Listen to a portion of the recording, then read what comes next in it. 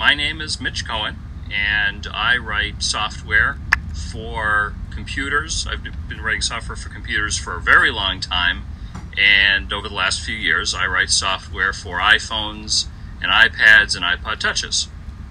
And most of the software that I write, other people hire me to write software for them. So companies that don't have their own iPhone programmers will ask me to write things on their behalf, and then they put it in the App Store for people to use. Someone asked where I am. I'm in Douglas, Massachusetts, which is about 3,000 miles or so from where you are. So how did you learn how to do what you're doing? I was very interested in writing software for computers a very long time ago, when I was about your age, when I was 10, 12 years old, and started to learn how to write software for the computers that people used then, which would look like dinosaurs relative to the computers that people have now. This iPhone is a lot more powerful than the biggest desktop computers that we had when I started, but it's the same idea. And then I went to college, learned what's called computer science, which is the science of writing computer software. And over time, I've just kept up learning the latest and greatest stuff.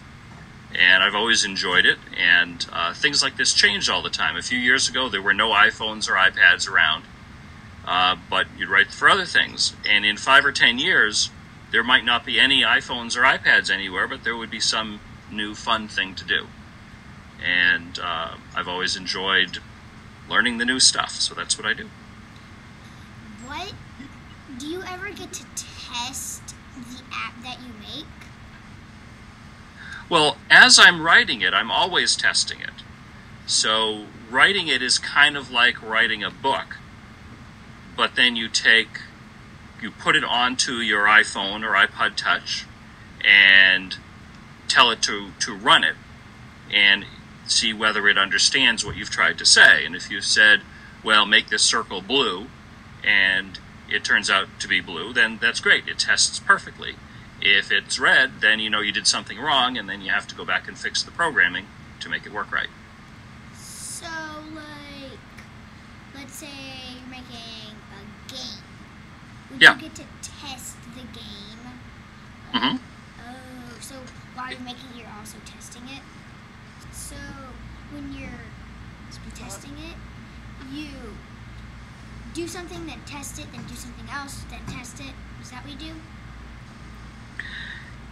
Yeah, essentially that I will spend sometimes 15 or 20 minutes writing something to add some new functionality to the program that I'm writing, and then I'll test it and make sure it works the way that it's supposed to work, the way that I thought it would work. And sometimes I'm right, and sometimes I'm wrong, and when I'm wrong I go back and fix it again. But testing is very, very important for writing software, because you want to make sure that it works on all the different models of iPod Touches and iPads and iPhones. And you want to make sure that it works not just for me, but for everybody else. So I'll have other people test the things that I write as I'm writing it also.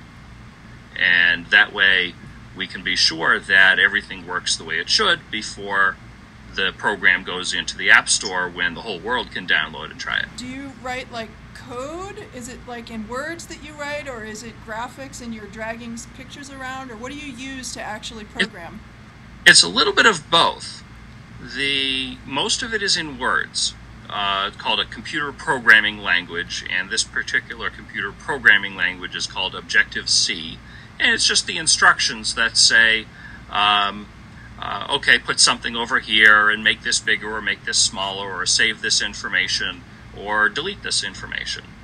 And for the user interface, what the person sees, some of that is actually being done by dragging pictures. So if I want a picture of a button on the screen that someone will press, I can drag with my mouse or trackpad onto the screen, put it exactly where I want to on what's called a simulator, which is a make-believe iPod Touch that's on the computer screen. Then make sure it looks right, and then save it, and then it becomes part of the app that I'm writing. So where do you work from your house usually, or do you work at a company, or how do you do that? Sure, I almost always work at my house. Right now I'm in my basement. I've worked out of the house for a long time, about 20 years, not always in my basement. And it's an office like anybody's office, except I get to, instead of driving to work, I just walk a couple flights down the stairs and here I am. But I do have to meet with customers to show them what I'm working on and to find out what they need me to work on. Do you have a lot of fun doing this? I have a lot of fun doing it.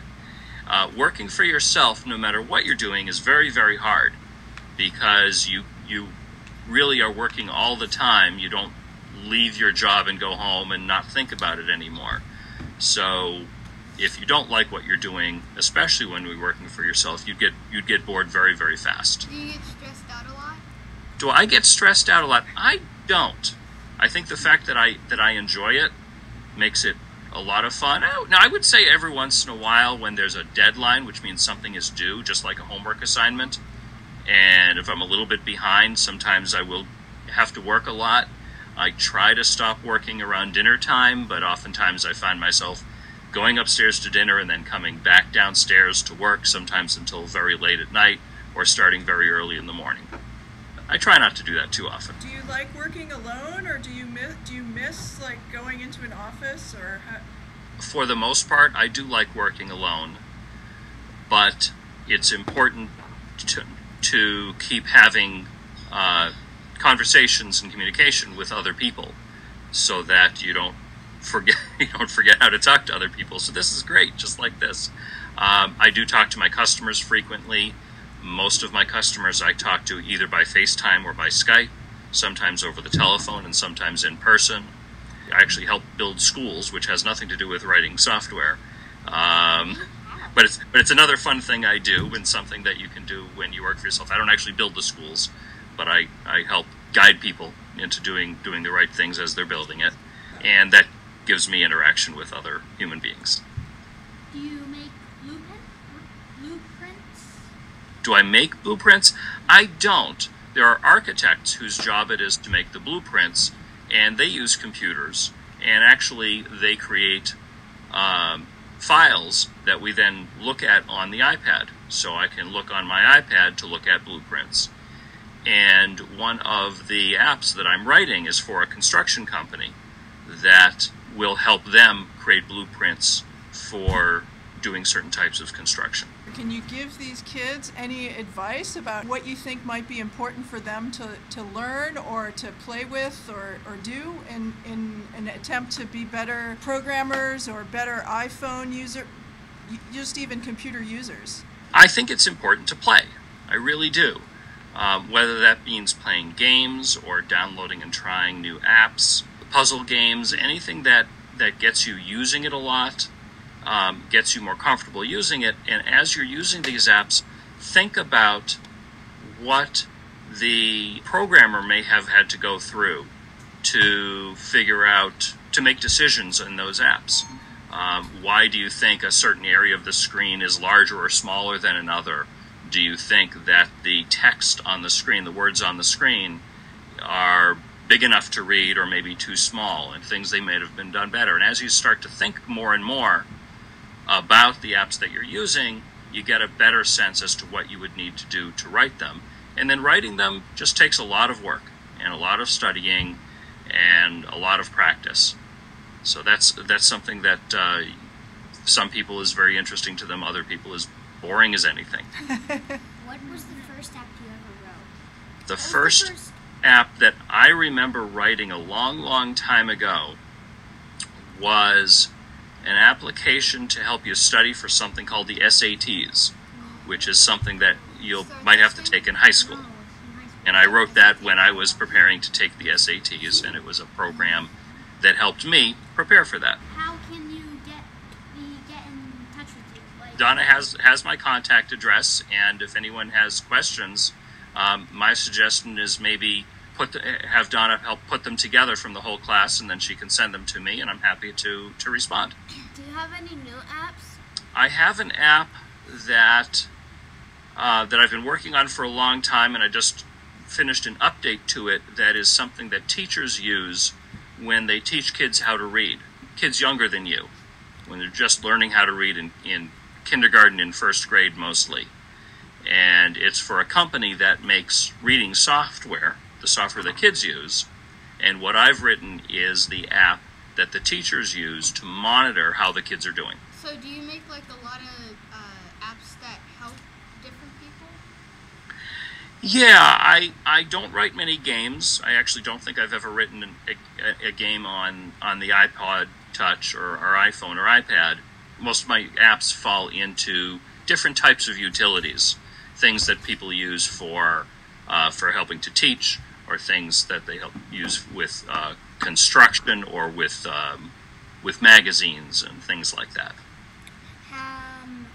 Do you make things like apps for the computer? Yes, I use a Macintosh computer to make the apps. That's if you're writing apps for iPads and iPod Touches and iPhones, that's what you use. And if you want, I can swing I'm talking to you on my iPad. If you want to see my messy desk, you want me to show it to you? Yeah. Okay. Yeah, do it. Messy desk. Here's my messy desk. Wow, that is messy. that just means I'm very busy. No, So- it's a laptop and a computer. Yep, that's a laptop on the right and a big monitor connected to it on the left. And if you look, I don't know if you can see this, if you look here on my laptop, it looks like there's an iPad floating there. Do you see that? Yeah. Oh, yeah. That's an app that I'm writing right now. And part of the way that you write and test the apps is by using what's called a simulator on your computer. And it simulates what it's like to run your app on an actual iPad or iPod Touch without actually having one connected. Why don't you put it on the iPad? It's faster this way. It's faster because you don't have to have it go over the wire into the iPad. What is the app And that you're a few other things. What is the app that you're making? This app is that teaching app Yeah. that I'm talking about, and it's impossible. I don't think I could actually show it to you. I'll try to bring the camera a little closer. But this shows how kids are doing in a school. I don't know if you can see the words achievement and Yep, performance. we see it. Okay, great. So this is how kids are doing in a particular school, and here are the list of classes in that school. And let me just quickly get into some real information here. And here's how some kids are doing. And I can go ahead and click, and now this shows me some student information and how they're doing over time and everything else. So Mitch, in these windows, like they all kind of like the menus you just showed us, they sort of Yeah. all look the same in terms of Yeah. other iPhone apps. And so is that like a toolkit that you say, I want one of these kind of rounded corner box, or how do you do that? Yeah, I'm going to switch back to my face if that's okay. It's getting tiring holding up the iPad. Whoop, hold on. You should actually see me. So there are a lot of standards that Apple has provided for the people who write the apps to make things look similar. And that's helpful because users of the app don't want to learn something completely new with every app. They'd like to be able to open an app the first time and get an idea for how it works. So Apple developed all of these standard-looking things that go on the screen, tables and buttons and menus and everything else. And they encourage the people who write the apps to, as much as possible, use those standards, because that helps people learn how to use the apps. You can customize things and make things look a little different, but in this case we wanted to make it a simple app. So we kept things looking with that consistent design. Great. Thanks, Mitch. Sure, my pleasure. Have a Good good- talking to you all. Good night. Bye-bye. Have a good dinner. Thank you. Have a good afternoon.